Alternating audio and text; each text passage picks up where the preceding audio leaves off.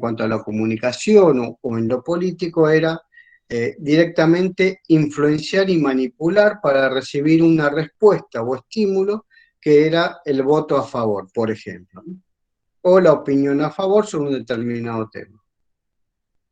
Después vimos también la herramienta de agenda setting, que era el seteo de la agenda, ¿no? Cómo fijar agenda en la sociedad y en donde se demostró que la agenda mediática pasó a convertirse en la agenda pública, la agenda de la sociedad. Y eso se hacía mediante determinadas herramientas, que es utilizando los medios masivos, las herramientas de medios masivos de comunicación, donde fijan los temas y luego le dan los atributos, ¿no? Ponen un determinado tema y los atributos de si eso es bueno, malo, más o menos, y entonces la gente luego comienza a armarse su opinión en base a lo que recibe de estos medios masivos de comunicación. Y hoy vamos a conversar un poco sobre la escuela canadiense. Principalmente nos vamos a basar en el nombre de un autor que se llama Marshall McLuhan, donde este hombre se dedicó también al estudio de las teorías comunicacionales y teorías político-comunicacionales y analizó varios temas. ¿Qué son los medios para los hombres, para los individuos? Analizó también fuertemente el impacto de la tecnología, analizó también el impacto de estas tecnologías a nivel global, mundial, y además caracterizó determinados tipos de medios como medios fríos y medios calientes, que es lo que vamos a desarrollar ahora. Bueno, esta teoría canadiense se desarrolló a fines de los 60 y principios de los 70 del siglo XX, ¿no? La década del 60 fue muy prolífera en el desarrollo de teorías de diferente índole. En esa época tuvimos muchas teorías de comunicación, como vamos a ir viendo en charlas posteriores. También hubo muchos desarrollos filosóficos. Estuvo la segunda oleada de la Escuela de Comunicación de Frankfurt, que también lo vamos a analizar más adelante. Pero esta década de 60, fines de los 70, incluso los principios de los 80, fue muy prolífera en cuanto a escrituras y teorías relacionadas a este tema. Fue prolífera en el sentido de que aparecían escrituras diferentes de las anteriores, porque si no se seguían utilizando la vieja escuela estadounidense respecto de causa y efecto, ¿no? Y eso hacía que no tuviese en cuenta el avance, el desarrollo, la evolución de las sociedades. Bien. Entonces, Marshall McLuhan, canadiense, por supuesto, se centró en uno de sus temas principales en los que se centró, hablaba de el espacio, el tiempo e implosión en la aldea global. Seguramente el término aldea global les puede resultar conocido, pero bueno, porque fue muy difundido luego de que lo haya desarrollado Marshall McLuhan. Entonces, McLuhan, vamos a avanzar. McLuhan se centra principalmente en los medios técnicos. Él dice que los medios técnicos trasladan la información a nivel mundial casi en tiempo real. O sea, él no habla tanto como las teorías anteriores en cuanto a utilización de medios y cómo influye en la sociedad, sino en la herramienta utilizada. Y él dice que esta herramienta que se utiliza o que se utilizaron en determinados tiempos históricos y que se utilizan en la actualidad, tengamos en cuenta que su actualidad es fines de los 60, principios de los 70. Pero después vamos a volcarlo, a hacer una analogía con la realidad de hoy y vamos a ver que fue un adelantado en algunas cuestiones. Entonces él dice, los medios técnicos trasladan la información a nivel mundial casi en tiempo real. Y él cuando habla de esto, no está hablando de Internet, porque en la década, fines de los 60 no había Internet, no teníamos redes sociales, no teníamos correo electrónico, nada que se parezca. Pero sí hablaba ya de las cuestiones electrónicas. Ya había satélite, había TV satelital, había alguna que otra comunicación satelital. Entonces, de lo que habla en ese momento, a lo que se refiere es a la electricidad y a la electrónica.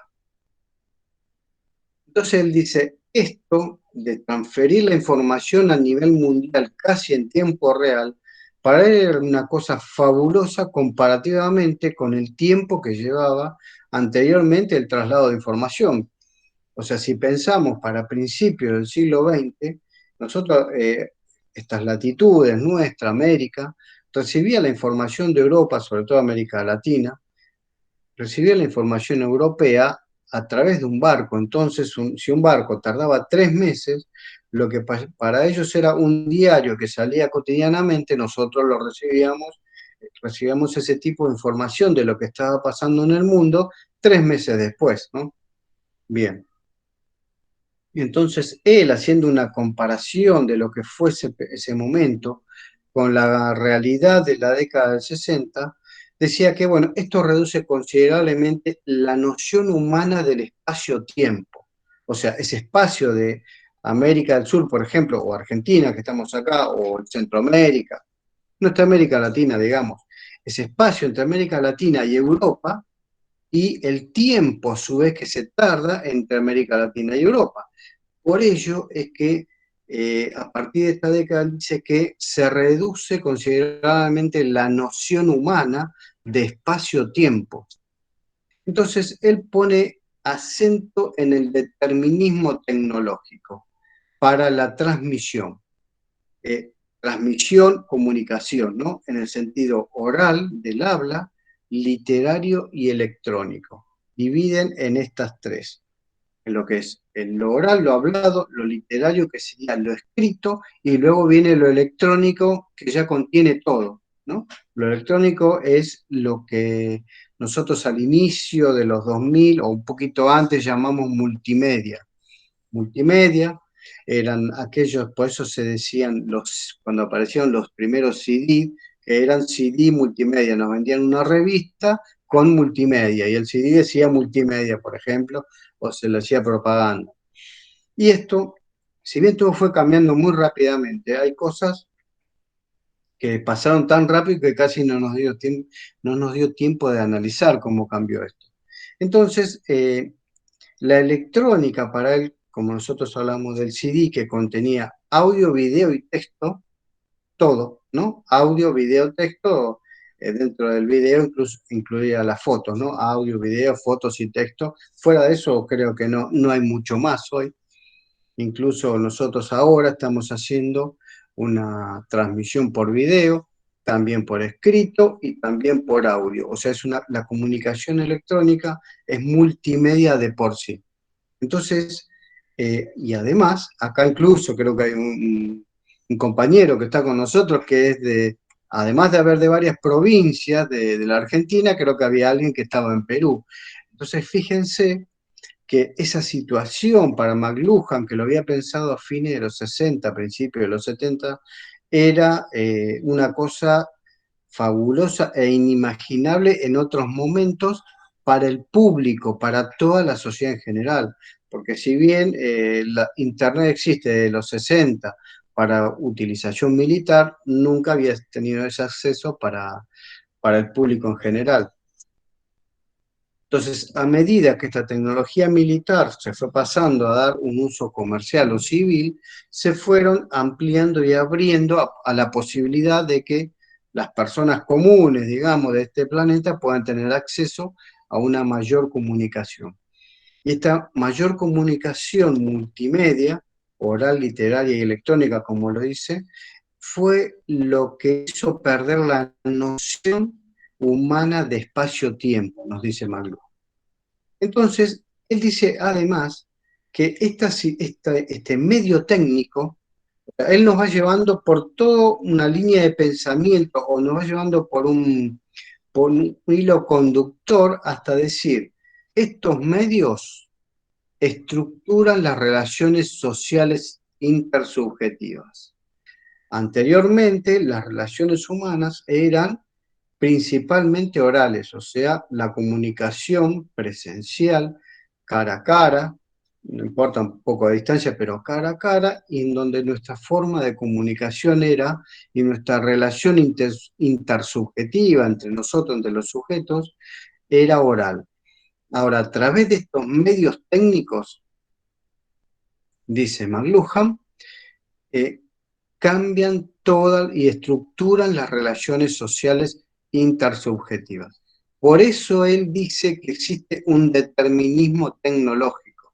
Si nosotros no tuviésemos todas estas herramientas electrónicas que tenemos hoy, incluso informáticas, porque es una mezcla electrónica e informática, que son lo que se llaman NTICs, nuevas tecnologías de la información y comunicación, que contiene todo, ¿no? Contiene lo electrónico y contiene todo lo multimedia, ¿no? Entonces, las herramientas, el medio de comunicación que es electrónico, que sería la parte física dura como esta computadora, y a través de ella aplicamos y fluye una cantidad de información, que es lo que decimos que es todo lo multimedia. Vamos.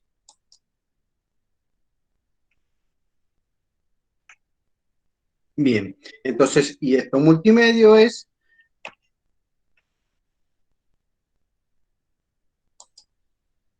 lo que contiene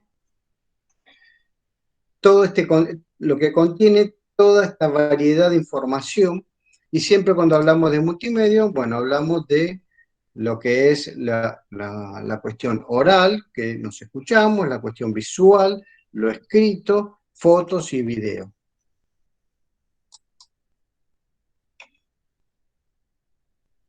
Bien, entonces, esta escuela canadiense es bastante determinista en ese sentido. ¿Por qué? Porque dice que depende de los medios que utilizaron las sociedades en determinado momento, es que nos comunicamos. Es cómo, además, no solo nos comunicamos, sino que es cómo se estructuran las relaciones intersubjetivas. Por esto es que esta escuela estudió específicamente este tema del determinismo tecnológico. Otro autor que se llama Innis, que también es de la escuela canadiense, quien también desarrolló con McLuhan la teoría social canadiense, dicen que además las redes de comunicación son importantes por la información de que son vehículo y por la amplia influencia que ejercen en las formas sociales de organización.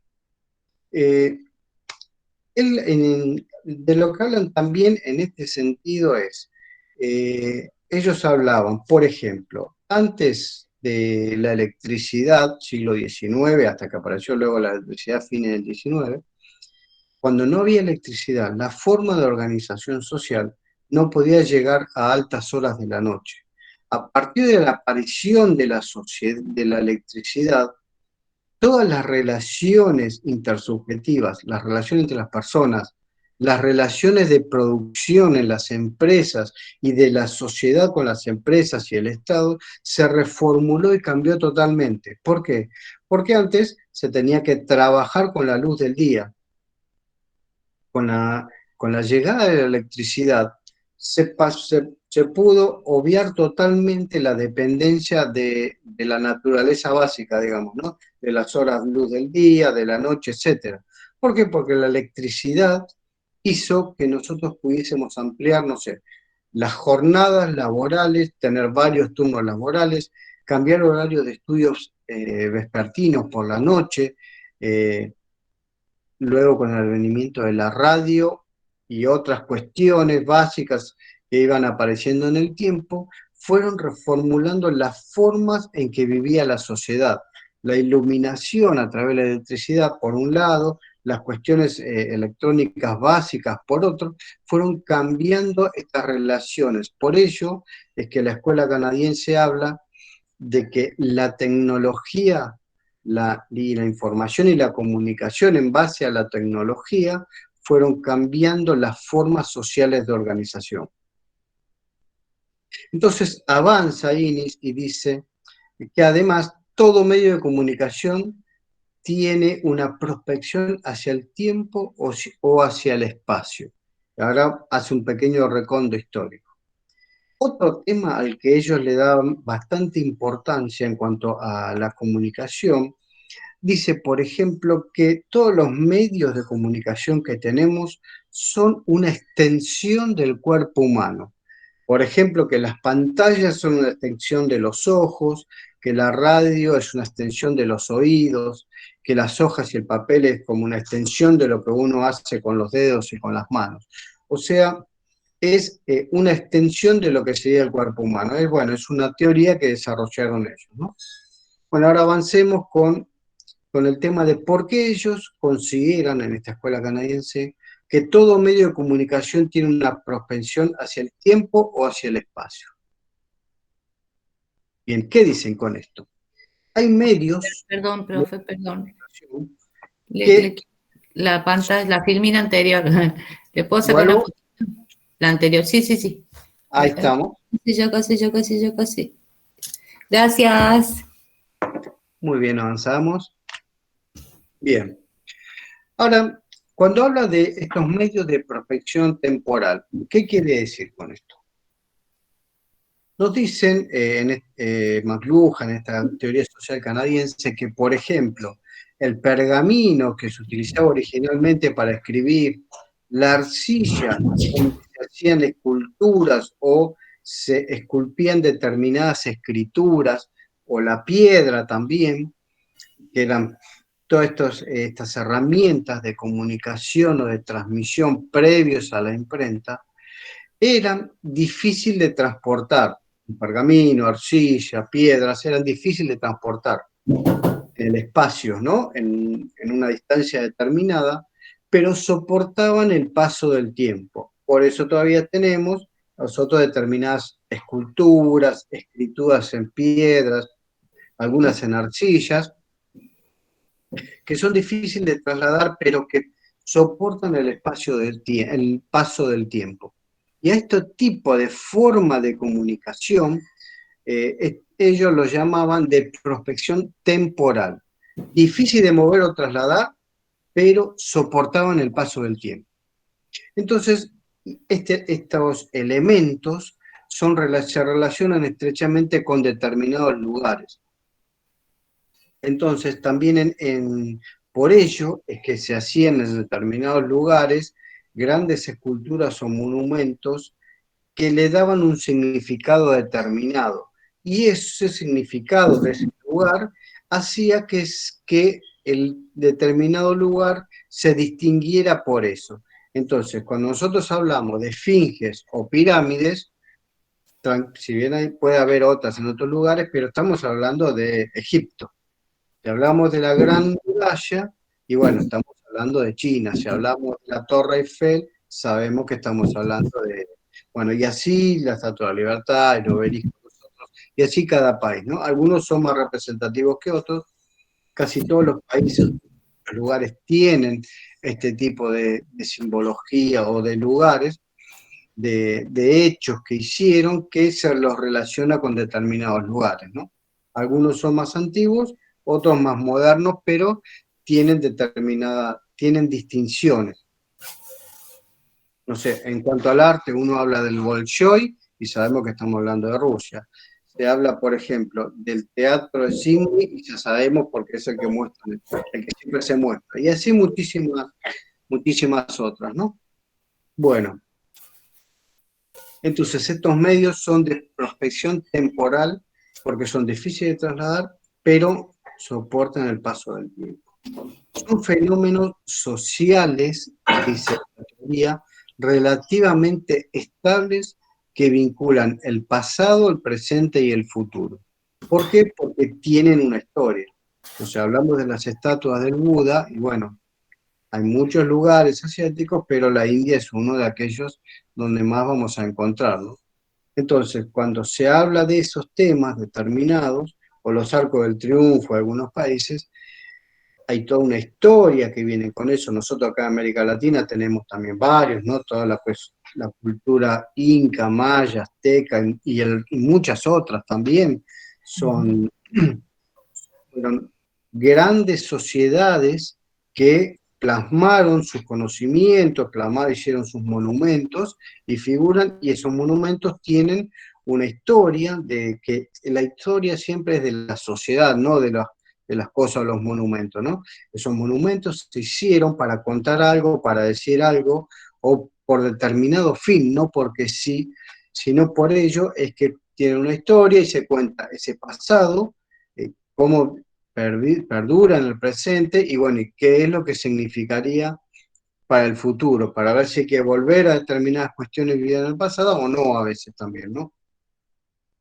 Por eso son considerados grandes símbolos de determinadas sociedades o civilizaciones. Y bueno, lamentablemente cuando se producen algunas guerras en algunos lugares occidentes, que es mucho más actual, digamos que es una sociedad nueva, eh, para el resto, para otros países como los países asiáticos o los países arábigos, que son mucho más antiguos, lo primero que hacen cuando se hace alguna invasión o algo es voltear los símbolos.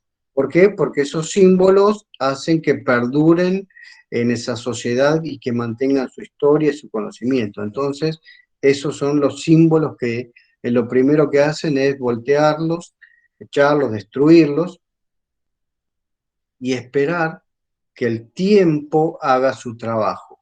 Esto no es nuevo, digamos, se borran de los libros de historia determinadas cuestiones, se cambian los programas de estudios en las escuelas, entonces las sociedades ingresan y además se propone la modernidad, el futuro, sin contar el pasado.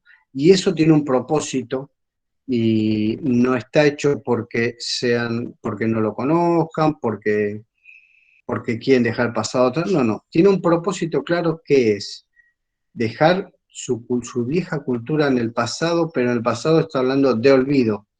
Dejarlo en el olvido porque las nuevas generaciones, cuando lean los nuevos libros de historia, actuales, que no tengan del pasado, y peor porque en unos casos se escribe el pasado en forma tergiversada, o sea, al revés de lo que es la realidad, y se comienza a enseñarles que tienen que ver solo para adelante y pensar en la modernidad, que lo viejo no va más que solo lo nuevo, ¿no? Lo nuevo, lo futuro, que no está mal, pero a ver, uno no puede vivir un presente aislado del pasado. Esto es propio de la teoría liberal.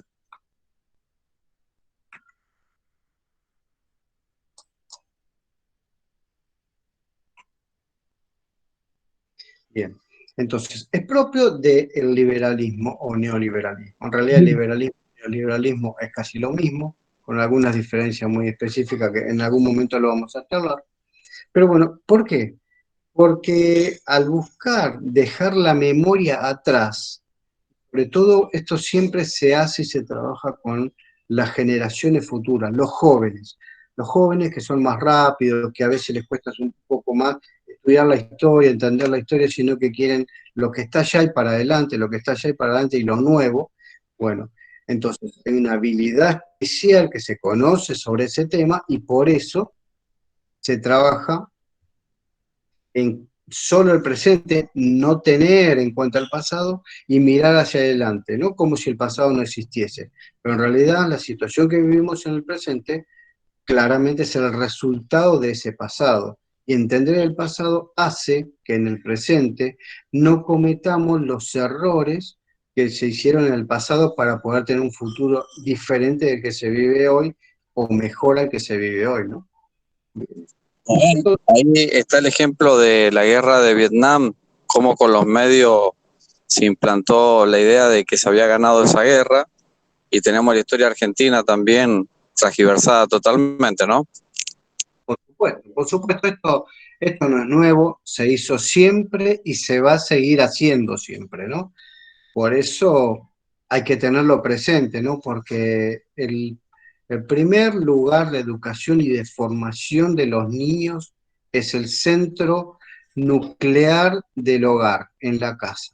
Entonces, de a poquito siempre hay que inculcarles un poquito de historia. No mucho, pero que lean la historia de por qué estamos así como estamos, porque a veces solo se dice todo el tiempo pasado fue mejor, y nada más, ¿no? Pero a veces fue así, a veces no fue así, depende de muchas circunstancias. Eh, en términos a veces políticos, sí hubo momentos, y sociales, sí hubo momentos que se estuvo mejor, pero en tiempos, digamos, de los procesos sociales de la humanidad, digamos que hoy estamos un poco mejor que antes por muchas razones, como por ejemplo, el promedio de edad de vida hace siglos era de 30 años, de 25 años, años atrás era de 20 años. eh, no existía determinada medicina, las muertes eran mucho más salvajes, las guerras no terminaron, pero en otro momento periódicamente se arrasaban con pueblos enteros y se mataban a todos para que no quede historia ni rastro de determinadas sociedades. Por eso depende de cómo se lo analiza también, ¿no? Bien.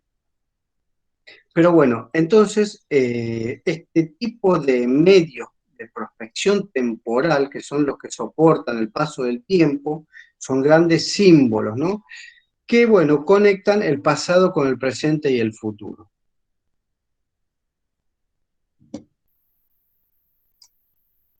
Después tenemos el otro tipo de medios a que hacen alusión en esta escuela, que son los medios de prospección espacial.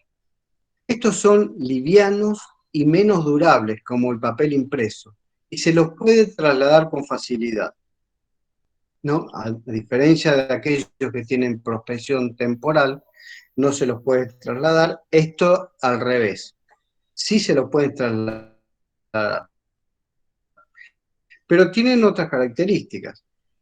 Si bien estos medios trasladables, que es el papel impreso, ya hablamos de la aparición de la imprenta. Comúnmente se habla de la imprenta de Gutenberg, pero me parece que los chinos ya la habían descubierto mucho antes. Este tipo de medios de comunicación, de prospección espacial, que se pueden mover en el tiempo, tienen la característica opuesta de que no resisten tanto tiempo. Sí se pueden mover, pero no resisten tanto el tiempo. Lo que sí favorecieron el crecimiento de las relaciones administrativas a través del espacio y facilitaron el desarrollo descentralizado de la autoridad secular y la política. ¿Qué quiere decir esto? Eh, Esto surgió en la Edad Media y luego principalmente en la Edad Moderna, con la modernidad a partir del siglo XV aproximadamente, donde las informaciones, comunicaciones de lo que es el Estado central, o sea, su administración, la relación administrativa, se favoreció con la imprenta donde se podía pasar grandes cantidades de escrituras sobre determinadas informaciones y distribuir rápidamente a diferentes lugares. Esa situación anteriormente no se podía dar. No se podía dar porque el otro tipo de medios de prospección temporal no era móvil. Entonces, era mucho más difícil de trasladar como lo que es el papel impreso. Entonces, esto sí facilitó el desarrollo descentralizado de la autoridad secular también y política. Secular por el hecho de que como finalizaba la Edad Media se fue separando el Estado de la Iglesia. Los medios de prospección temporal ayudaron a sostener formas de tradición religiosa centralizada. O sea, los medios, como vimos antes, que eran casi inmóviles, ayudaron a sostener formas tradicionales religiosas y centralizadas. O sea, en la Edad Media y poco antes, cuando se hablaba de Roma, se hablaba, bueno, de la Catedral de San Pedro, y era todo un símbolo religioso, ¿no? Bueno, luego, en términos culturales, en cuanto a estos dos tipos de medios de prospección temporal o espacial, el tiempo significa, o sea, aquellos que soportan el paso del tiempo, en términos culturales está relacionado con lo sagrado, lo moral y lo histórico. Y el espacio, los medios aquellos que son fáciles de trasladar o de moverse, son, eh, en términos culturales, son el presente y el futuro, lo técnico y lo secular. Así es como considera esta teoría social canadiense al desarrollo de estos tipos de medios, ¿no? A los que soportan el paso del tiempo, lo sagrado, lo fijo, lo moral, lo histórico, y a aquellos que son más de prospección espacial, que son más fáciles de mover, de trasladar, son el presente, el futuro, lo que es técnico y lo que es secular, la separación de la Iglesia del Estado, ¿no? Bien. Innis, este otro autor, compara a esta prospección temporal y espacial con las sociedades orales y las alfabetas. Entonces acá lo que hacen es una relación entre los medios de tipo temporal con las sociedades orales. Las sociedades orales son aquellas sociedades donde se comunicaban solo a través de la oralidad, a través de la palabra. Y a los medios de prospección espacial, aquellos que se podían mover, como la prensa escrita, por ejemplo, se las relaciona o compara con las sociedades alfabetas, o sea, aquellas sociedades que ya manejaban una determinada escritura, además de la oral, por supuesto, una escritura para comunicarse, donde escribían algo en un papel y el que estaba al lado entendía lo que estaba escrito en ese papel. Bueno, todavía hay muchísimas sociedades en el mundo hoy, en el 2022, donde existe analfabetismo directamente y son, creo, muy pocos los países en el mundo donde el 100% de las personas están alfabetizadas. Estamos hablando de algo que parece muy básico, ¿no? Probablemente algunos países nórdicos, pero también cuando hablamos de países nórdicos, algunos europeos, tenemos que tener en cuenta que son pocos millones de personas, 4, 5, 8 millones de personas, por ejemplo. Bueno, es mucho más fácil donde un país tiene muchos recursos económicos, poder llegar a alfabetizar a toda la sociedad, ¿no? Bien. Pero incluso en Estados Unidos, si bien las estadísticas son elevadas, no toda la sociedad está totalmente alfabetizada. Bien, entonces este autor, Innis, compara a estos tipos de medios con un tipo de sociedad. La temporal con las orales y las espaciales con las alfabetas. ¿Qué quiere decir esto? ¿Qué nos quieren decir estos autores con esto? Que las sociedades orales, aquellas que están relacionadas con las comunicaciones temporales, tienen una dependencia del habla como medio de comunicación.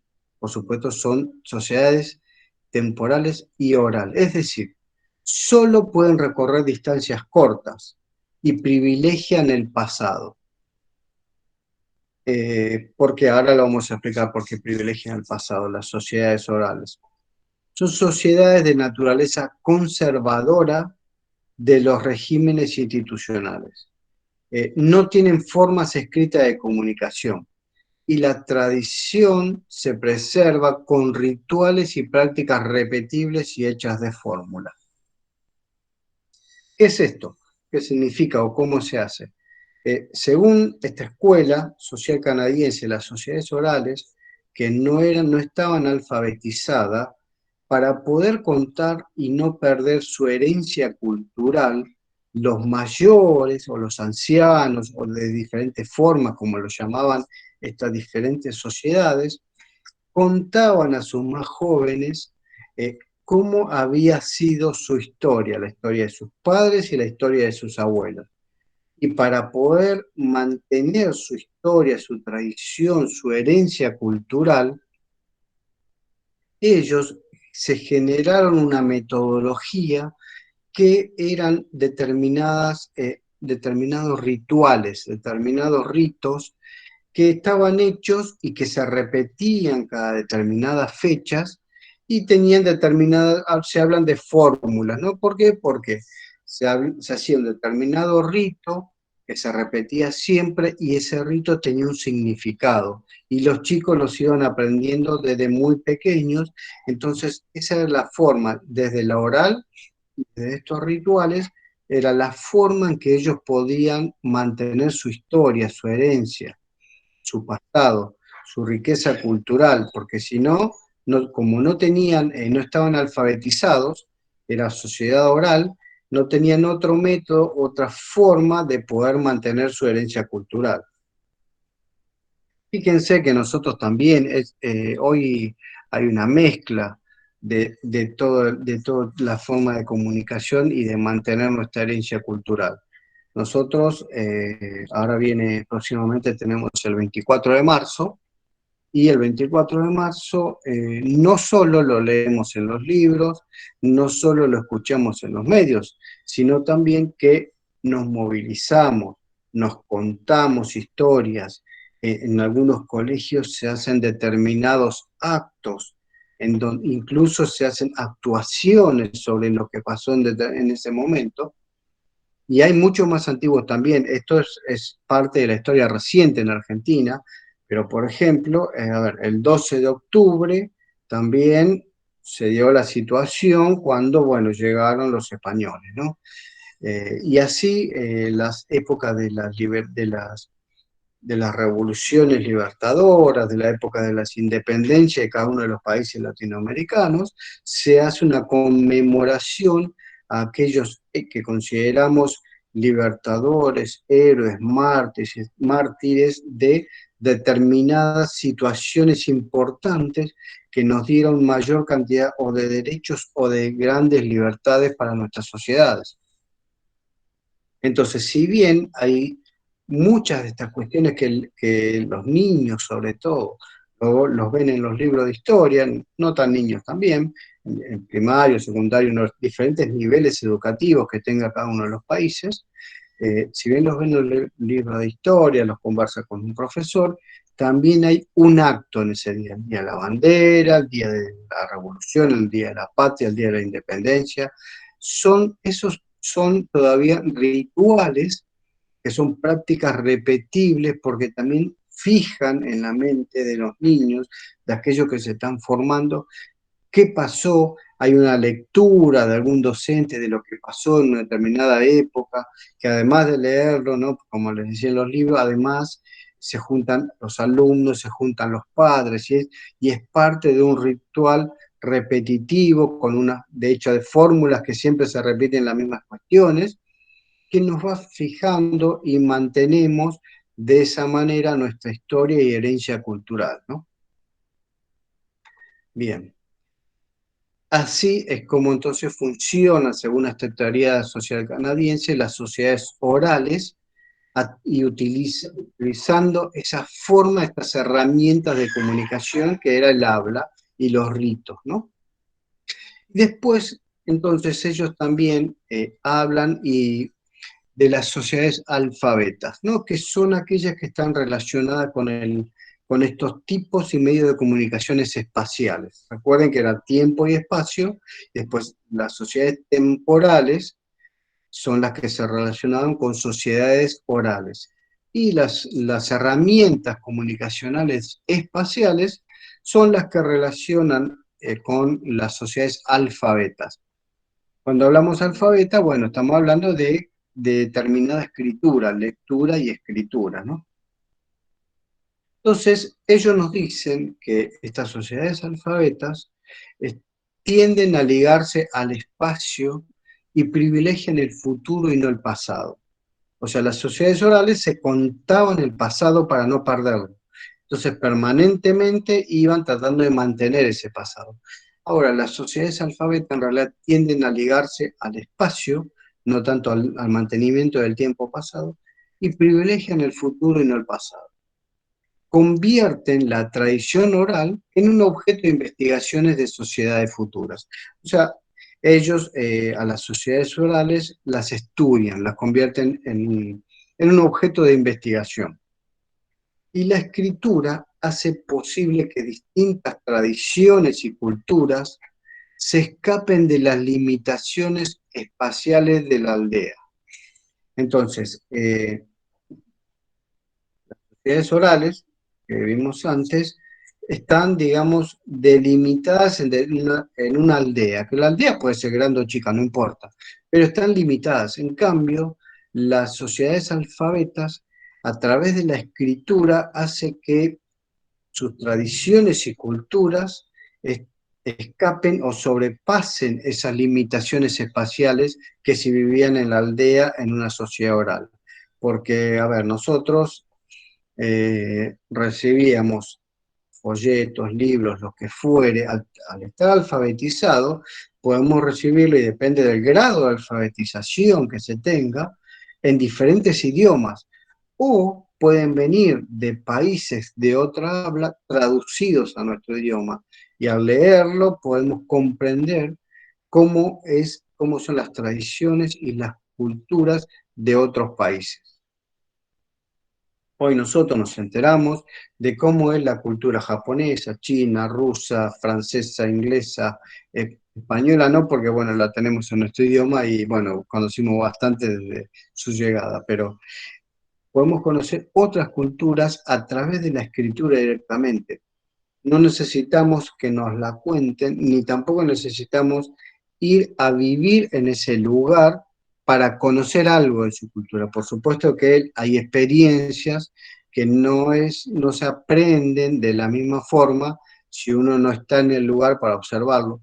Pero lo que quiere decir con esto, con las sociedades alfabetas, es que se pasa de un desconocimiento absoluto en las sociedades orales de otras latitudes lejanas del planeta a achicar y poder conocer al menos que existen otro tipo de culturas y que tienen otras costumbres y tradiciones mediante la escritura de lo que uno lee, que es la forma de aprendizaje de otro tipo de culturas que tenemos hoy en todas las instituciones educativas de los diferentes niveles. La prensa, dicen estos autores, es espacial, o sea, puede ser local, nacional, internacional, pero bueno, es espacial más que temporal, dado que los títulos de ayer se olvidan con rapidez. O sea, bueno, la prensa es uno de los ejemplos de este tipo de sociedades alfabetas y espaciales, ¿no? Bien. Entonces, para esta escuela, sobre todo para este autor, Marshall McLuhan, el medio es el mensaje.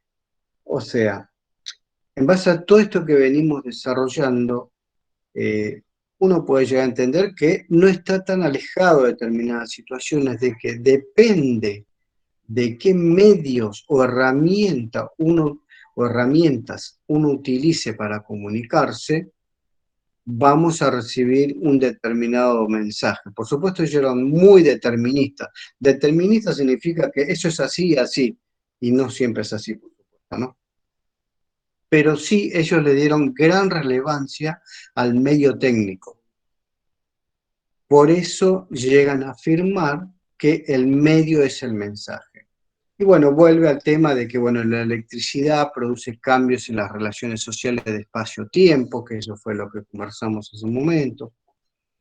Pero, por otro lado, McLuhan critica la cultura contemporánea por algunas razones. Primero, que, bueno, contemporánea hablamos de que esto lo escribió fines del 60, principios del 70. Luego él siguió escribiendo, por supuesto. Dice que la cultura contemporánea ofrece solo una ilusión de la diversidad. ¿Y esto qué quiere decir? Lo siguiente, que produce uniformidad masiva. Tiene mucho que ver lo que vimos en la escuela de Estados Unidos, con que se baja una información y se masifica y toda la masa, toda la sociedad considerada una masa, la debe tomar como es. Y por otro lado, ya herramientas más sofisticadas, como la agenda setting, fijan determinadas agendas. Entonces, para McLuhan, la diversidad es solo una ilusión, porque en realidad hay tanta diversidad como tantos temas, decida el poder que maneja las herramientas de comunicación que existen en los medios. Más allá de esa diversidad no va a haber. Como comenzamos a hablar al comienzo, fíjense el grado de importancia de la fijación de agenda, porque los temas que aparecen en todos los medios son de los que vamos a hablar, conversar por varios días, o así sea uno, y los que no se muestran en los medios van a quedar hablando dos o tres locos, como se podría decir, y nadie más. Todo el resto va a seguir fijándose, trabajando, conversando, dialogando, distribuyendo la agenda mediática, que es la que convierte finalmente en agenda pública. Por ello es que McLuhan dice que la diversidad es una ilusión. Por otro lado, produce uniformidad masiva. ¿Por qué? Porque todo el mundo, por ejemplo, como también se hablaba de los medios, el otro día, en el Congreso argentino, cuando hubo disturbios, fuego, etcétera, se hablaba solamente de eso, pero ¿qué era lo más importante que se estaba discutiendo en ese momento? Lo que estaba dentro del Congreso que se estaba diciendo, porque eso puede llegar a condicionar o no, depende de cómo se siga esto de acá en adelante, al país por varias décadas, o una pequeña manifestación. La mayoría de los medios se centraron en lo que estaba pasando afuera. Y otra crítica que hace Marshall McLuhan es que se destruye la base de la buena literatura, este tipo de cultura contemporánea. Él hace, más adelante en otra charla lo vamos a analizar más a fondo, pero en realidad en un momento determinado la literatura, ya lo escrito era de calidad, enseñaba determinados conceptos a pensar, y cuando uno absorbe e incorpora conceptos, lo vamos a ver también más adelante con otro tema, cuando uno absorbe conceptos, los conceptos se aplican a diferentes situaciones que se nos van presentando. Entonces, si uno sabe que hacer determinada cuestión con una metodología, por un camino, siempre te va a llevar a un fin mejor, por ejemplo, podemos decir nosotros en Argentina que si hacemos que una política pública aporte, ayude a las pymes, las implemente, haga que crezcan esas pymes, son las que movilizan la sociedad. ¿Por qué? Porque las pequeñas pymes, que son aquellas que contratan entre 2, 3 a 50 empleados, son las que generan entre el 70 y 80% del trabajo de una nación. Entonces, si nosotros restringimos un poco las importaciones de lo que se produce internamente, que es una política determinada, y hacemos que esas pymes crezcan, bueno, se produce lo que se dice el círculo virtuoso, en donde hay trabajo, las pymes crecen, al haber trabajo y crecer necesitan más empleo, ese empleo, ese trabajo recibe determinada remuneración que a su vez va a consumir de esa pyme, y es donde se produce ese círculo virtuoso, y el Estado tiene, al tener más trabajo a través de más pymes que vayan creciendo, recibe más impuestos, y esos impuestos los puede volcar nuevamente a la sociedad a través de infraestructura o condiciones que mejoren la calidad de vida de todos los que constituimos una nación, y ahí es donde se produce un círculo virtuoso.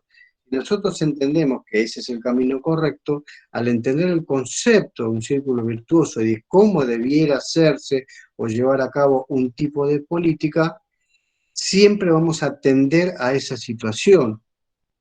Y cuando hay un cambio de gobierno que de repente decide, no, vamos a liberar las importaciones porque vamos a tener los precios más baratos. Es real. Pero, ¿cuál es el problema? El problema es que vamos a romper nuestro círculo virtuoso, y nuestro círculo virtuoso era limitar la importación de lo que producimos internamente para tener más trabajo. Con el tiempo esa producción va desarrollando mayor calidad, tenemos más trabajo, mejoran los sueldos por la calidad, consumimos internamente y está el círculo virtuoso. Entonces, al entender esos conceptos, a nosotros nos llevan a que cuando cambie un gobierno y quiera abrir la importación, poder decir no, porque sabemos que nos va a llevar por un camino que va a terminar destruyendo el aparato productivo de las empresas y a su vez va a producir una degradación social. ¿Por qué? Porque esas empresas van a tener que cerrar, gente va a quedar sin trabajo y vamos en una decadencia social y moral y con todo lo que ello conlleva después. Por eso la importancia de entender determinados conceptos, ¿no? Bien, y a esto a qué iba, a que en determinados momentos la buena literatura fue destruida por literatura básica que se denominó sensacionalista. Lo vamos a ver más adelante, pero para cerrar esto, con lo que McLuhan quiere decir de destruir la base de una buena literatura, es que al considerar todavía la sociedad como masa, o sea, como una gran cantidad o masa sin criterio e indiferenciada en cuanto a lo social, cultural, económico de una sociedad, nos envían literatura que podría decirse, se dice que se destruyó la buena, pero también se implementó literatura amarillista de baja calidad, sensacionalista y que va directo a las emociones y no a la razón. O sea, aquella famosa revistita de libros de verano para pasar el rato y que que mantengamos nuestros cerebros ocupados en cosas superficiales y no en aquellas que nos permitan pensar en algo diferente para mejorar y que en el fondo, cuando llegamos a esa situación, decimos, ¿cómo podemos? ¿Qué es lo que cambia la situación? Y es el manejo del poder, a través de la política, a través de los políticos que nos dirigen. Pero bueno, llegar a esa situación, en un momento, el grupo de poder real, utilizando sus herramientas de comunicación, y las herramientas de comunicación son muchísimas, no solo los medios que conocemos, sino también están los libros, revistas y muchísimos otros.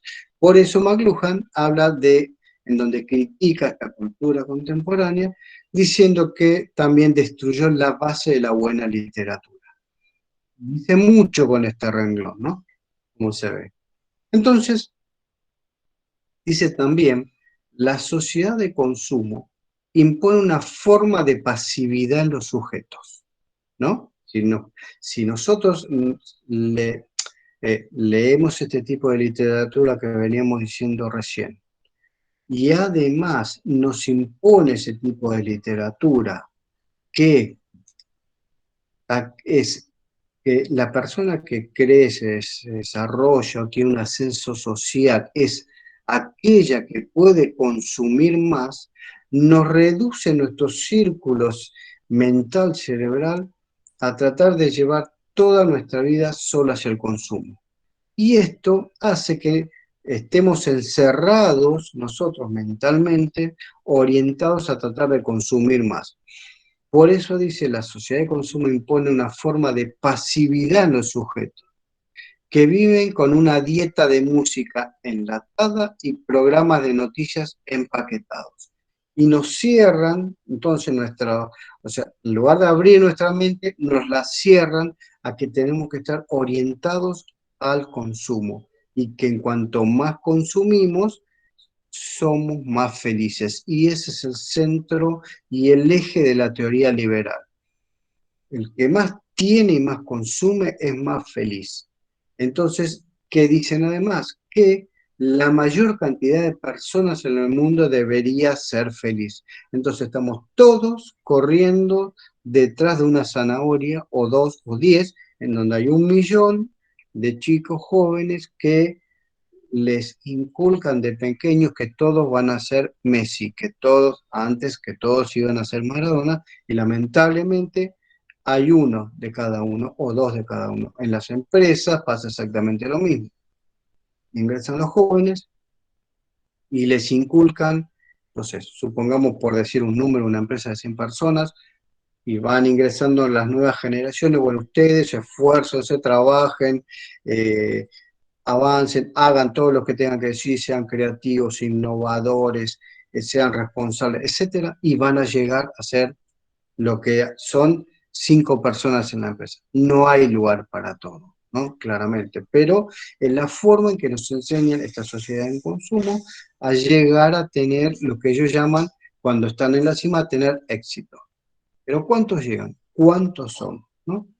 Bueno, esto en otros temas o ámbitos se discute que hay otras formas para hacer esto, pero bueno, a lo que voy es a lo que dice, a la crítica que hace McLuhan a la sociedad de consumo, ¿no?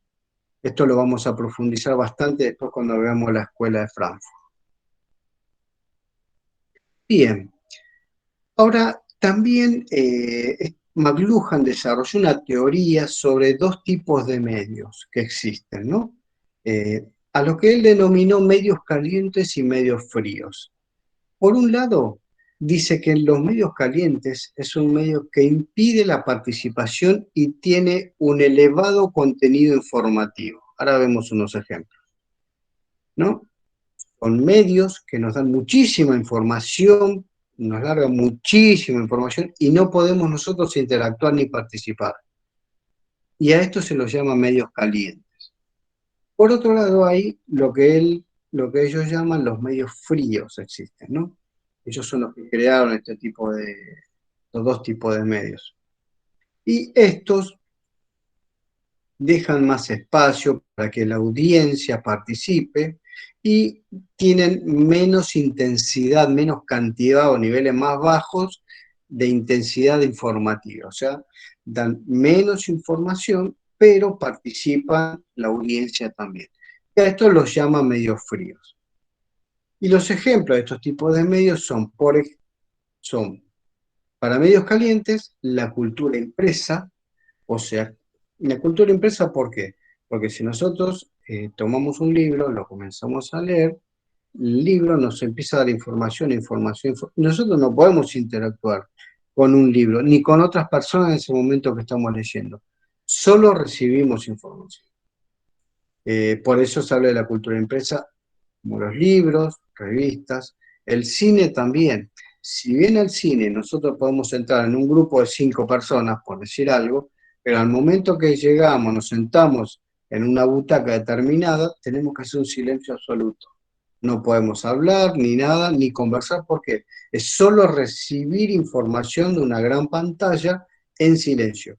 Nosotros no podemos ni participar, ni cuestionar, ni nada, simplemente recibimos esa información. Por eso es recibir gran cantidad de información sin la posibilidad de participar. Entonces, a estos medios calientes son medios centralizados, sin participación, y se les dice que se consume en privado. En privado por el hecho de estar en silencio, atento, por más que estemos rodeados de gente, estamos en silencio, atentos, recibiendo información.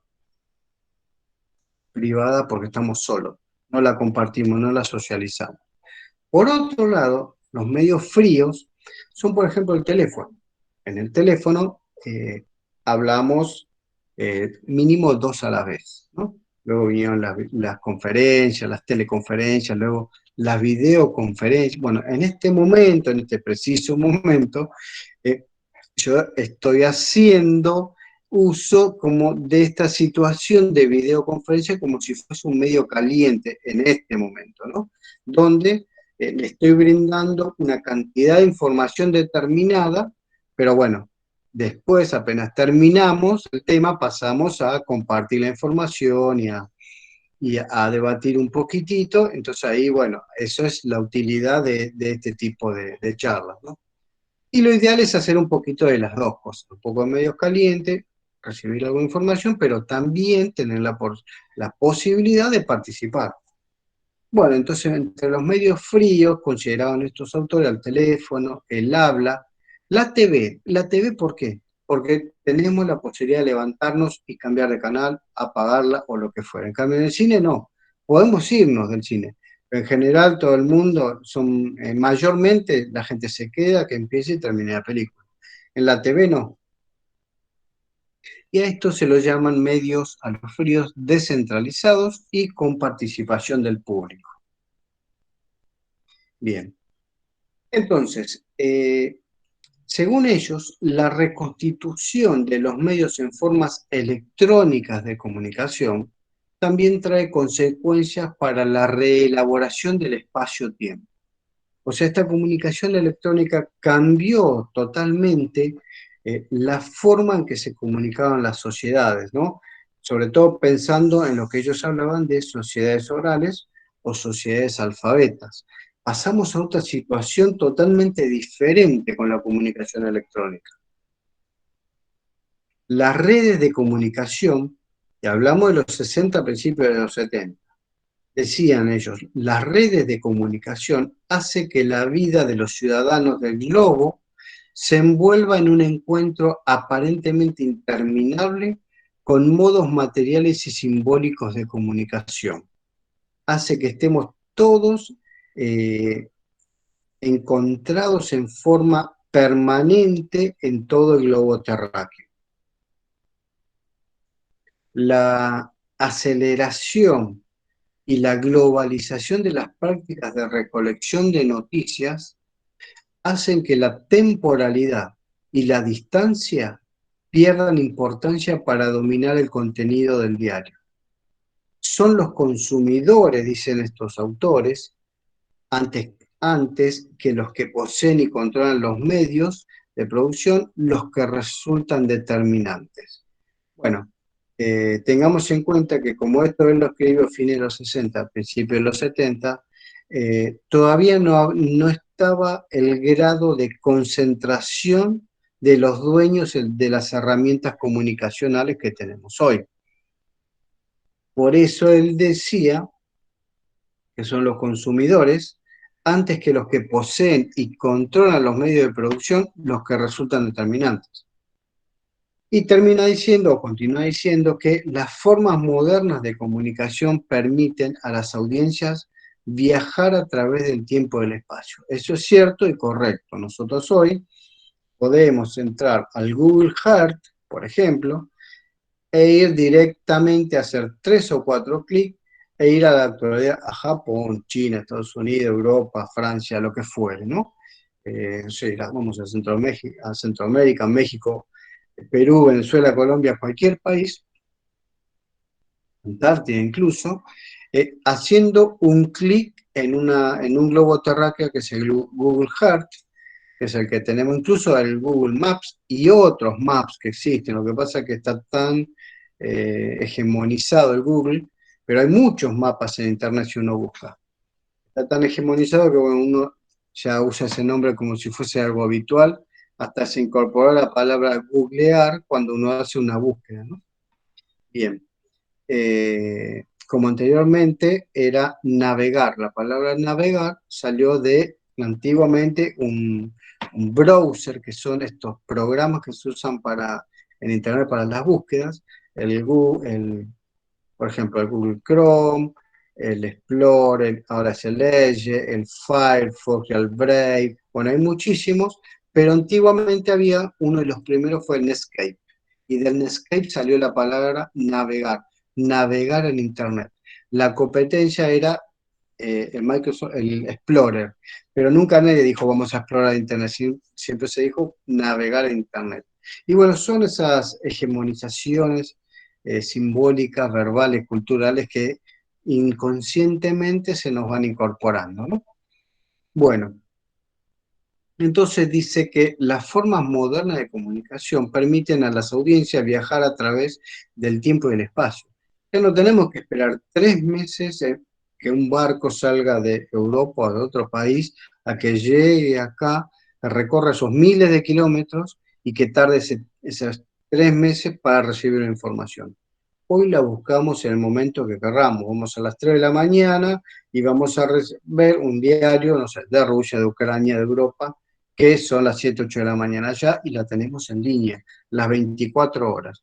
Y no hay que recorrer ningún espacio más que hacer un clic en la computadora o en cualquier otro elemento que permita este tipo de conexión, ¿no? Bien. Entonces,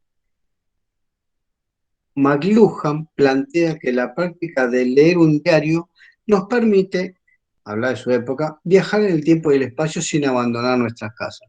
En ese momento, él hablaba y se refería a que leer un diario, en un diario tenía una foto, por ejemplo, si se contaba un hecho histórico, no sé, la Segunda Guerra Mundial, la Guerra de Vietnam o lo que fuere, o por ejemplo la caída de Berlín cuando llegaron los soviéticos y plantaron la bandera, hoy puede haber una vieja foto de cuando plantaron la bandera los soviéticos en Berlín, que fue que tomaron Berlín, y además contar una historia de lo que pasó en ese momento. Entonces a través del diario se veía la foto que trasciende los tiempos, porque se ve una foto de cómo era el lugar, de cómo vestían esa gente, de cómo colgaron la bandera, etcétera, de 1945, por decir algo, y que era en Europa, y todo eso lo veíamos sentado en nuestra casa leyendo una nota en un diario.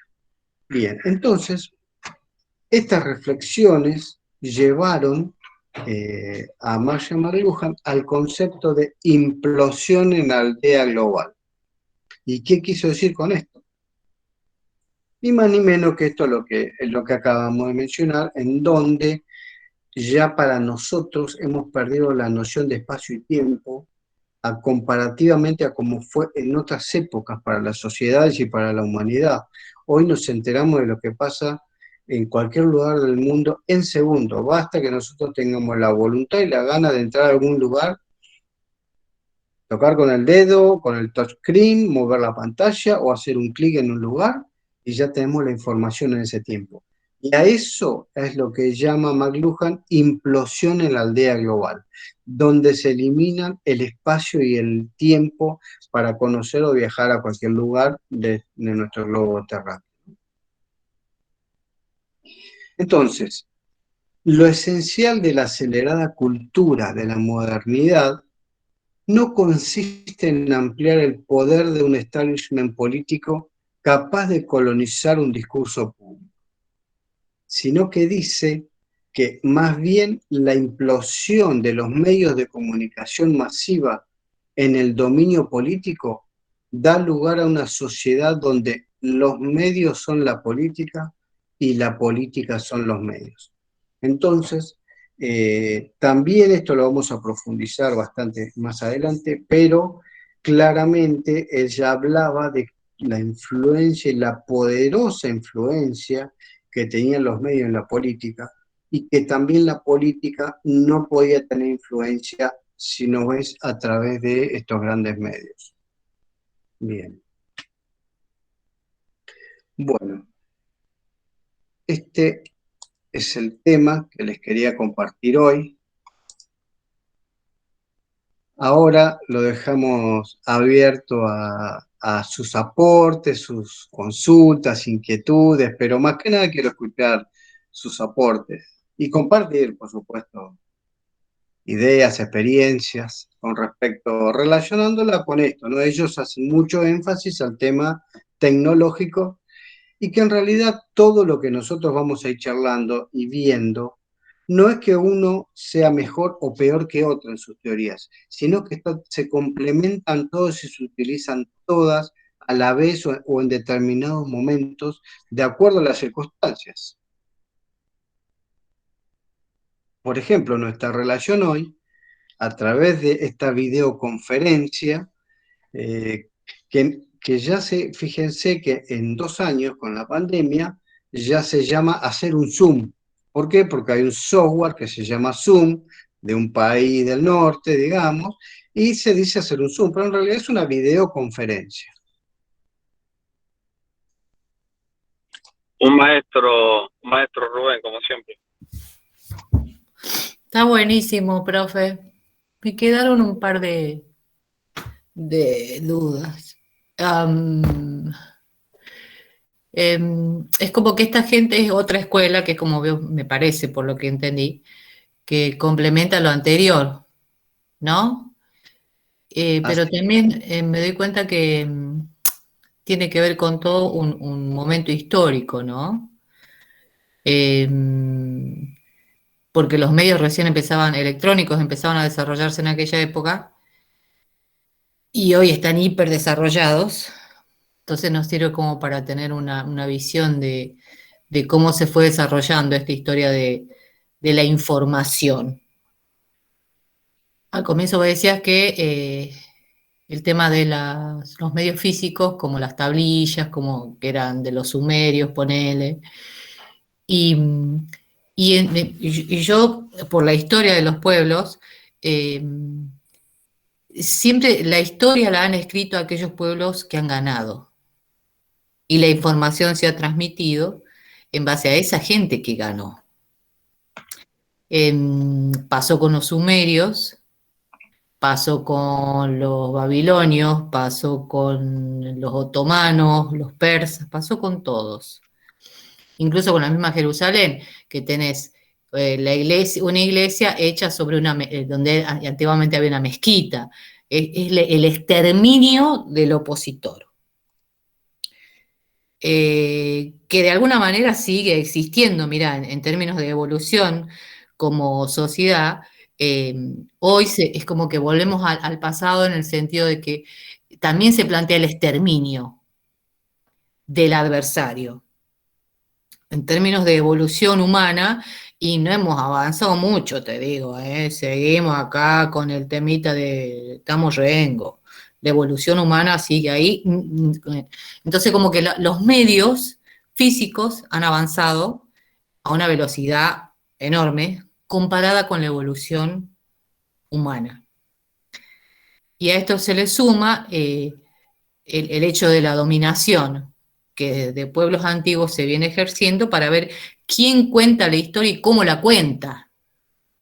Entonces, con esta gente de los canadienses, yo me quedé con esto de que no me acuerdo cómo se llama, pues por ahí, viste, no, estoy medio cansada, entonces no retengo algunos nombres.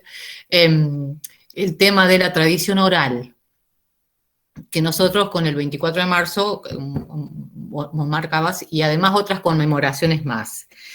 Y planteaba, me hacía la imagen de cuál es la diferencia, cómo hacemos nosotros humanos para que una información o una tradición se nos fije más. Lo hacemos a través del cuerpo, porque a través, nosotros los 24 de marzo son muy, muy, muy importantes por todo lo que recordamos y por todo lo que compartimos con todos los que estamos en ese momento y lo que significa nuestra historia. Y para los chicos también, me parece, ¿viste? Ir a los actos, que por eso la pandemia nos jodió tanto y demás. Entonces, como, ¿qué rescato yo? Por un lado, que sigue siendo muy importante la tradición oral, pero en el sentido ¿no? De rememorar, conmemorar todas las fechas Por caras. supuesto. El 17 de octubre, por ejemplo. Que es la fecha más grandiosa que ha existido en la historia de la humanidad, te diría. Y después me sigue quedando el tema de la manipulación, ¿viste? Si no avanzamos como sociedad es porque hay un grupo de infames que se han dedicado sistemáticamente a manipularnos y hacer que nosotros hagamos lo que ellos quieren, que es consumir, consumir, consumir y estupidizarnos. Pero eh, siempre se le puede, podemos salir por arriba del laberinto, ¿viste? Así que está buenísimo, me gustó mucho y la verdad que me desburra bastante. Estoy muy agradecida, muchísimas gracias, estuvo buenísimo.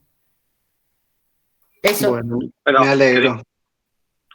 Cristina siempre recordaba de la historia nuestra, uno de los que siempre dijo que se contó mal la historia fue la de Sarmiento, que puede ser un prócer, puede haber hecho muchas cosas buenas, pero nunca se contó la historia de cómo regaló el sur argentino, firmó documentos para regalar la zona Cuyo, trabajó en Chile al lado del presidente chileno, es decir, y a Cristina se la pidió entre justamente por querer contar la historia que se había contado mal de los próceres nuestros.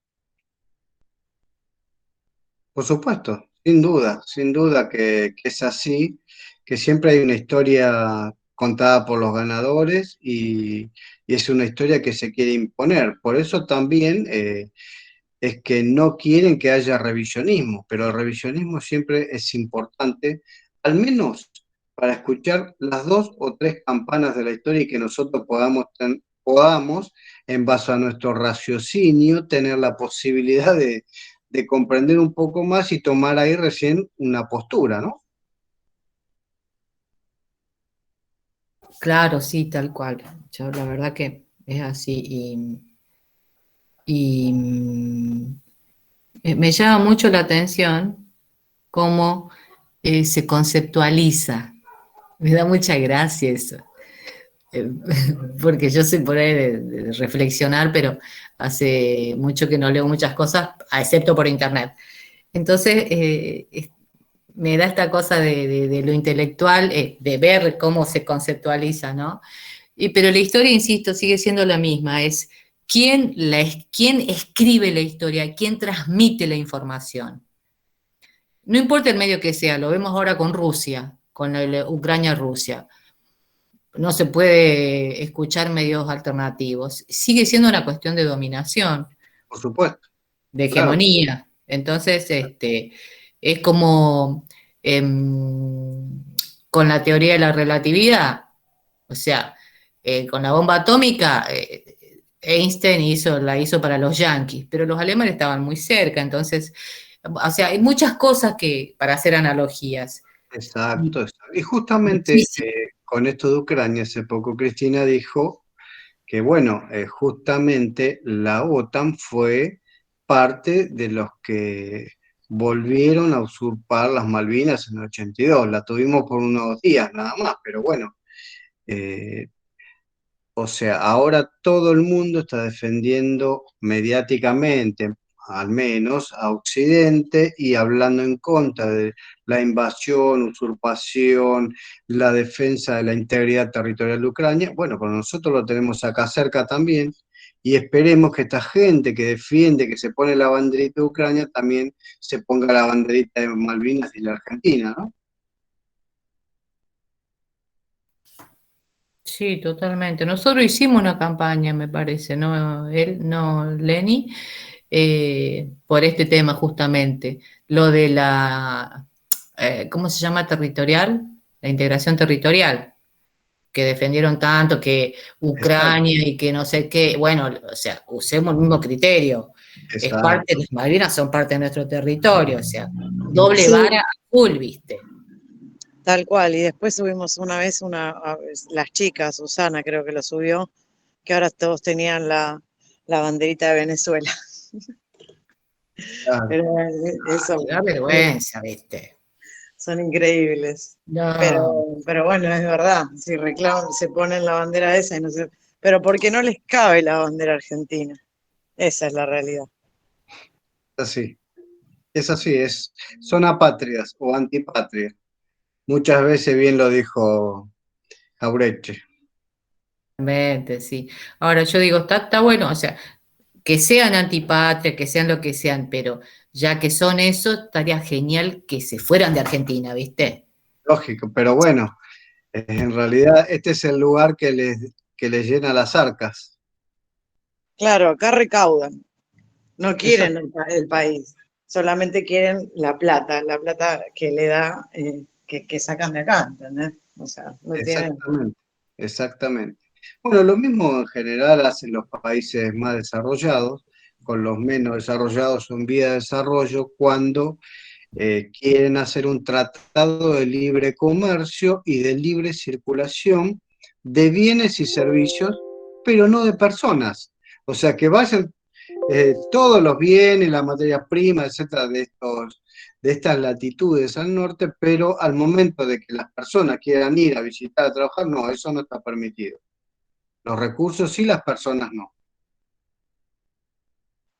Claro, exacto, sí, bueno, pero por eso dominan, porque se manejan así. Exacto, es como que hay que retomar el sentido común. Yo creo mucho en el sentido común de nuestro pueblo. Es, es mucho más sabio de lo que suponemos.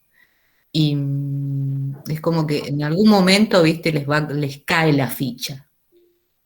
Yo confío mucho en esta cosa de la cuestión humana de nuestro pueblo. Entonces, el tema de la deuda, que la paguen los que la fugaron, que la paguen los que la tomaron. Mucha gente dice eso, aunque como nos han metido el tema del miedo, ¿qué pasa con un default? Y no sé, no lo sé. Yo no comparto ese criterio. Yo creo que acá hay un interés político con respecto al tema de la deuda. Y discúlpame que no comparta. Yo creo que todas las deudas se pagaron. A él estaba pidiendo a la compañera que es licenciada en macroeconomía, que dio la charla la otra vez, que milita en la Cámpora. Las vayamos. Porque, perdón, se me fue la internet. Ella dio la charla, pero lo que yo quería saber era cómo, más precisamente, cómo negoció, porque hay muchas notas, una que ahora vamos a compartir cuando termine la charla con Rubén, de cómo negoció la deuda Néstor, y yo creo que es lo que yo me pregunto, ¿no? A veces, porque digo, estamos ante una situación súper difícil, ¿no? Nos encontramos con una deuda que desde el principio se dijo que se iba a pagar.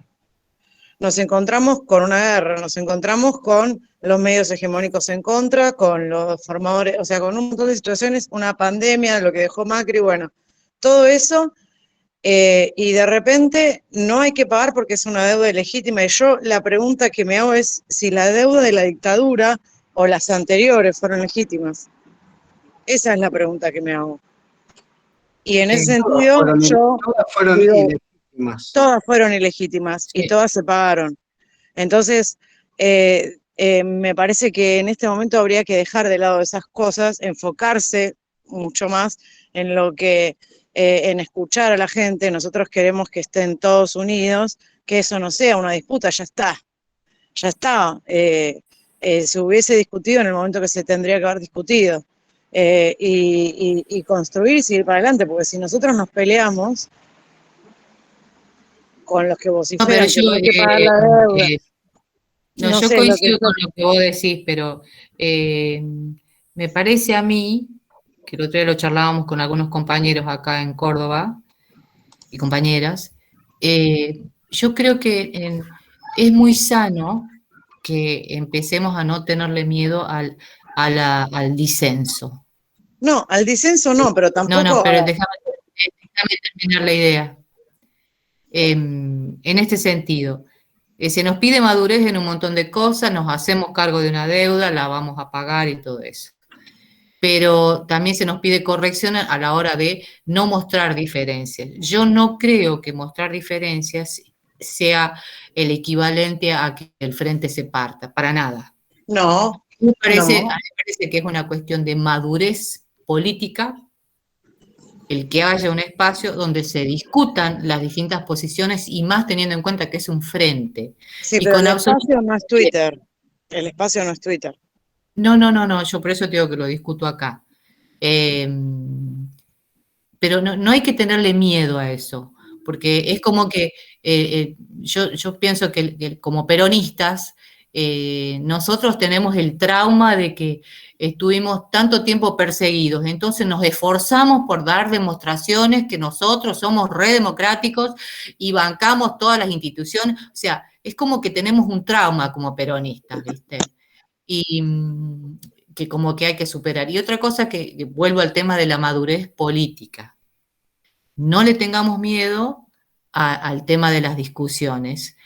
Para todos, me parece, y todas, la consigna es la unidad del frente es lo primordial. Para todos, porque no queremos a la derecha. Pero no le tengamos miedo a esto ni lo neguemos.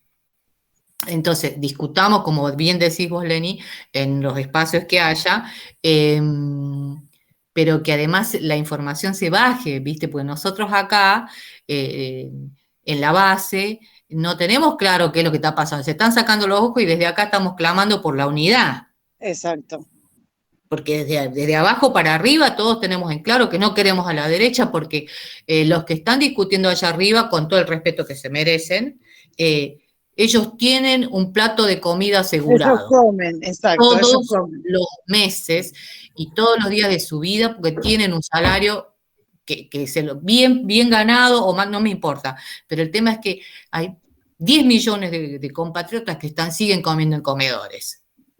Entonces, loco, más respeto hacia el pueblo. Y Nosotros otros no queremos tantos, y dejar. también otros tantos, Perla, que lo pasamos súper mal con el gobierno de Macri, que no hay que olvidarse. Pero por supuesto, entonces no queremos que se parte el frente, loco, a ver si los dirigentes están a la altura del momento Exacto, de las histórico, bases, ¿viste? de las bases. Que Porque a veces, resulta que acá nosotros no recibimos todavía lo que han recibido muchas, nosotros, cuántas compañeras, no tenemos ninguna asistencia por parte del Estado y nos hemos arremangado y la seguimos bancando.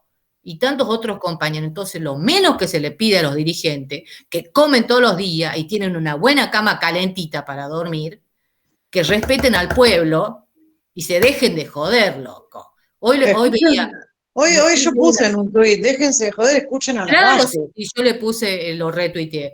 Hoy veía que el Cuervo Larroque sale a decir, no, parsimonia. Loco, deja de mentir, no fue parsimonia, hermano. Serás un dirigente de la cámpora, no me interesa. Ocúpate de lo que hay que ocuparse. Exacto. Llegamos acá, hermano, bien, ya está.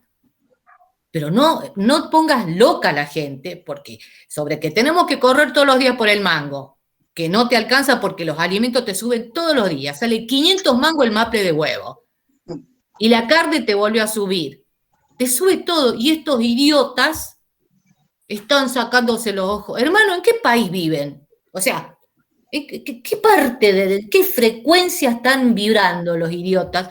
Y yo creo, perdón el exabrupto, pero lo pienso realmente, yo creo que la gente que tiene la panza llena y duerme bien todas las noches, se puede dar el lujo de semejante nivel de pelotudeo. La gente que no tiene eso asegurado es la que hoy está diciendo, loco, pónganse las pilas y no partan el frente. Sí. Porque ¿quiénes vamos a pagar las consecuencias? No van a ser ellos, nosotros con el lomo. Entonces esa gente no paga las consecuencias. ¿Por qué? Porque va a seguir teniendo un salario muy abultado, porque van a seguir teniendo obra social y porque van a tener un buen techo, mientras que vas a tener 20 millones de compatriotas bajo la línea de pobreza. Entonces un poco respeto al pueblo, che. Perdón. No, yo coincido con vos. Yo creo que a veces, y lo dije la otra vez, en 2015 Cristina dijo, el candidato es Scioli, bueno, hubo el quilombo con Randazzo, lo recontra, ensuciaron, fuego amigo, ¿no? Aníbal, y fue Scioli. Yo te puedo asegurar que la organización, no voy a decir donde yo, y muchas, o sea, ninguna, militó a Scioli. Negra, yo tenía que garantizar. Si la tocan a Cristina, el quilombo se va a armar, Cristina con corazón, acá tenés los pibes para la liberación, y que te dice, es Scioli, y vos no lo militás. Pero no solo eso, escúchame, nosotros teníamos que garantizar fiscales en esta localidad, y la cámpora, lo digo con todas las letras, tenía que garantizar fiscales para otra localidad, no mandaron a ninguno.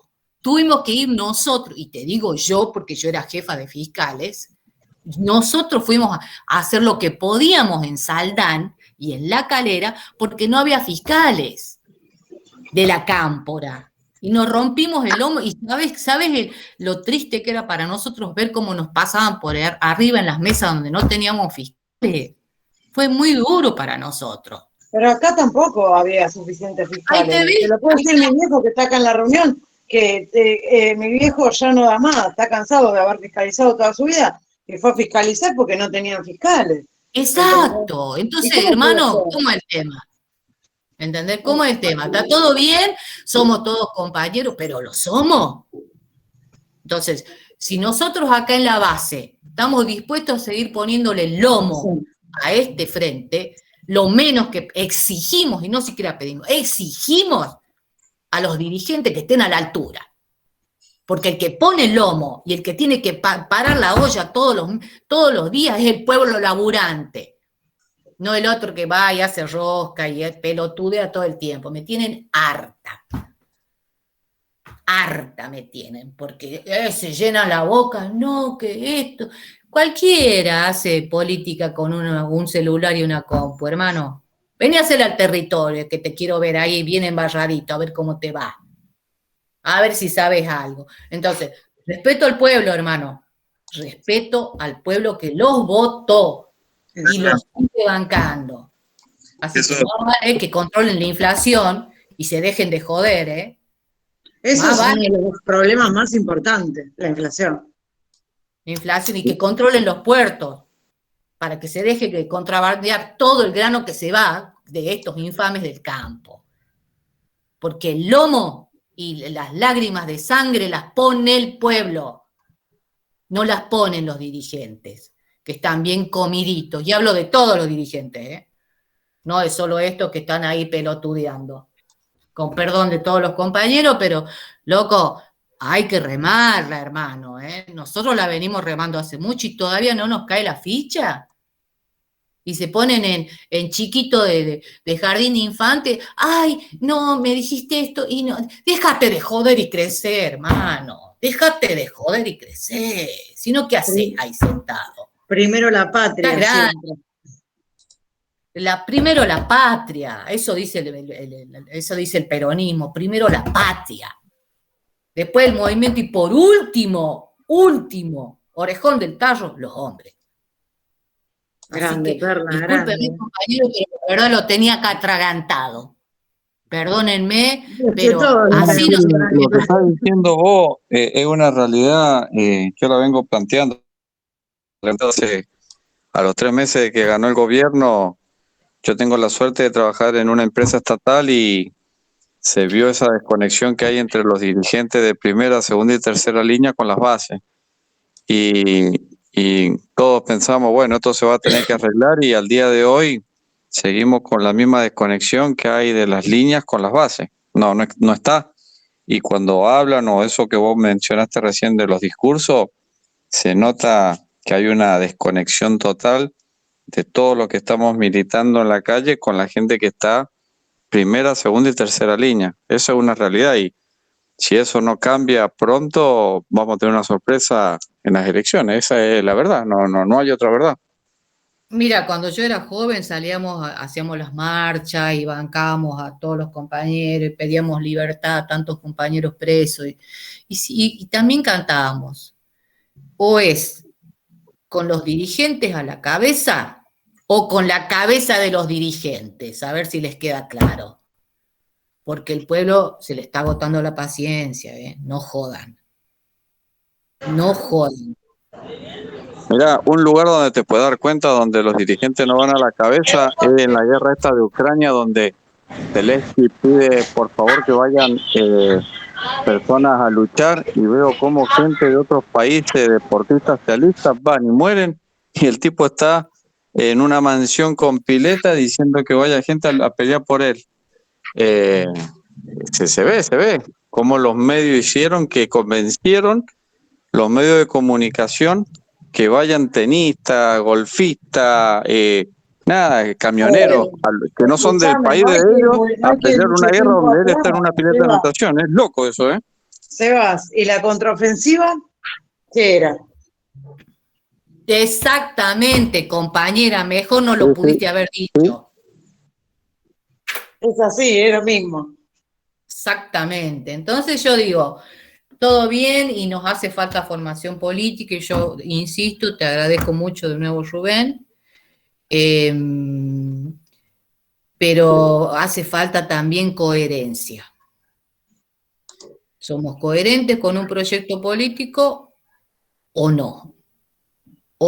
¿Y existe la grieta? Por supuesto que existe. ¿Va a seguir existiendo? Y claro que va a seguir existiendo. ¿Le tenemos miedo? No, porque somos negros y negras peronistas. Y siempre hemos sido los rechazados por el establishment. ¿Y qué me importa a mí que me rechacen si siempre lo han hecho? No me interesa, soy peronista. No puedo esperar otra cosa de ellos. Pero sí espero mucho de mis propios dirigentes y que estén a la altura. porque ellos, insisto, aquel que no se cagó de frío nunca, no se cagó de hambre nunca, no tuvo para pagar el alquiler muchas veces, no tiene idea de lo que es que haya más de 10 millones de compatriotas morfando en comedores. Entonces, loco, insisto con esto, respeto al pueblo. Nosotros queremos dignidad, sí señor, pero también queremos tener dirigentes dignos de nosotros, porque nos merecemos lo mejor como pueblo, porque que somos un pueblo resiliente, lo somos. Entonces, hermano, a ver si se dejan de joder,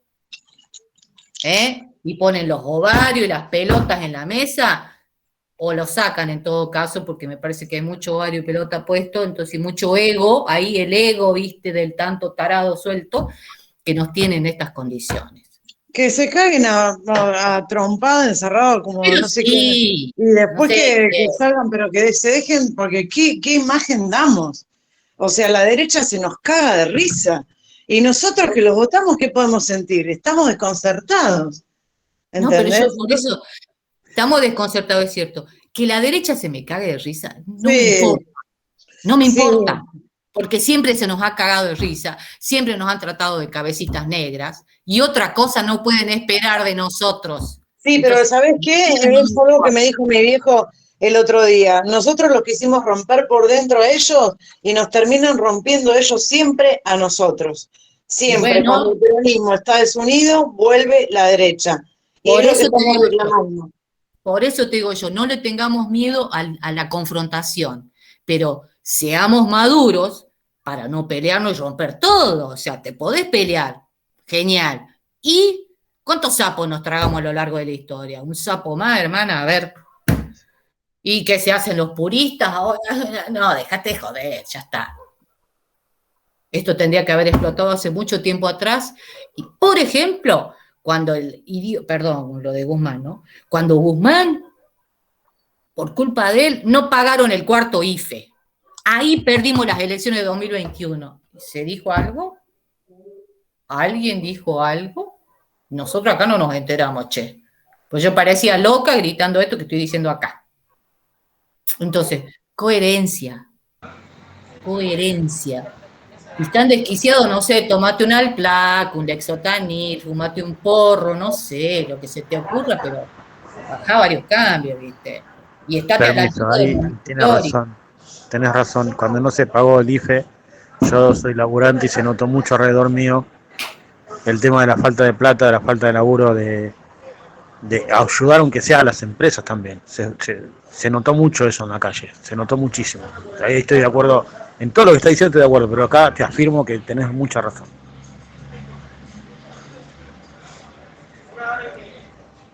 Es así. Bueno, es bueno que tengamos estos debates, es interesante y Había que hacer catarsis, Rubén. sumamente necesario Sí, porque disculpe, profe. ¿sí? No, Perla me parece perfecto y aparte son las cosas hay que decirlas como uno las piensa, Ujú. porque es así y para eso estamos. A ver, todos hacemos nuestro aporte, yo de mi parte hago mi aporte en comentarles y pasarles la charla sobre lo que yo conozco y comento, pero bueno, claramente si esto no tiene una conexión con la realidad tampoco tendría mucho sentido, ¿no? Entonces, eh, como bien decías, lógicamente hay gente que la está pasando mal y, muy mal, y eso es lo que hay que ver, eso es lo principal y lo primero que hay que ver. Y yo creo que los dirigentes reciben la noticia, lo que pasa que lo que no recibimos la gente, lo que estamos más abajo es una acción sobre ese tema que ellos reciben. Pero también siempre no perdamos el horizonte de que, como decía Eleonora, si nosotros nos peleamos, nos come lo de afuera y lo de afuera ya sabemos lo que son. No solo nos van a hacer faltar algunas cosas básicas, sino que nos van a terminar tirando al río. Porque ellos para eso sí están juntitos. Exacto, porque ellos defienden intereses, se unen siempre. Y además Exacto. tenemos que tener en cuenta algo. La derecha asesina. de la forma que sea. Entonces, Sin duda. si vuelve la derecha, perdón que yo no digo más nada, Rubén. Tileni, la derecha asesina. Esa es la palabra que redondea todo. Eso, Exacto. perdona que te Va a volver, interrumpa, pero pero va a hay que volver, hacer énfasis en esto. va a volver a, como dijo una vez Axel, a hacer todo más rápido y más y va a redoblar. Exacto. Va a redoblar. Ese es el Pero tema. Entonces, eso primero. Después lo demás se puede discutir todo, pero luego tener en cuenta el enemigo principal, el enemigo común, y eso es la derecha. Siempre lo fue y lo va a seguir siendo por siempre, ¿no? Por eso podemos discutir, pelearnos, como decían, un montón de cuestiones internamente, pero al momento de tomar una decisión en las elecciones, que es la herramienta que nosotros tenemos para poner el gobierno, ahí tenemos que estar todos juntos. Exigirle que haga lo que tenga que hacer, ¿no?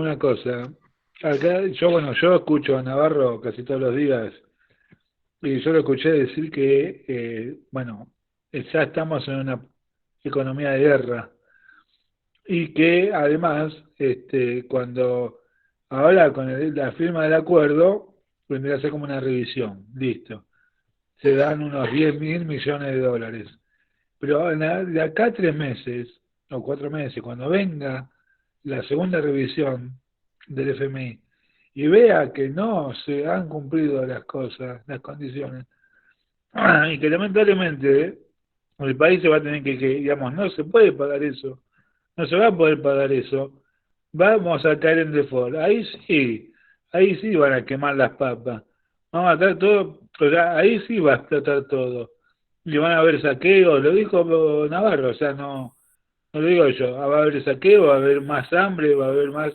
desesperación por parte del pueblo. Y esta gente no lo está viendo. Y acá lo principal, la deuda es secundaria, acá la principal es las retenciones y la inflación. Porque si no tenés, ¿de dónde va a sacar la plata? ¿De dónde saca la plata, Néstor? De las retenciones, principalmente. No, seguro, no, sin duda, es así. Bueno, estimados, yo los tengo que ir dejando y nos vemos en el próximo encuentro. Y me parece Muchas excelente gracias, que esto profe. termine siempre así en forma acalorada porque hay que decir todo. gracias. Muy bien, Perla, y gracias, Rubén. Gracias, No, Rubén. Gracias a todos. Muchas Gracias, gracias. compañeros. Chao, chao. Hermoso fin de. Chao, Muchas chao. gracias. Un fin de... Hasta luego. Chau, chau.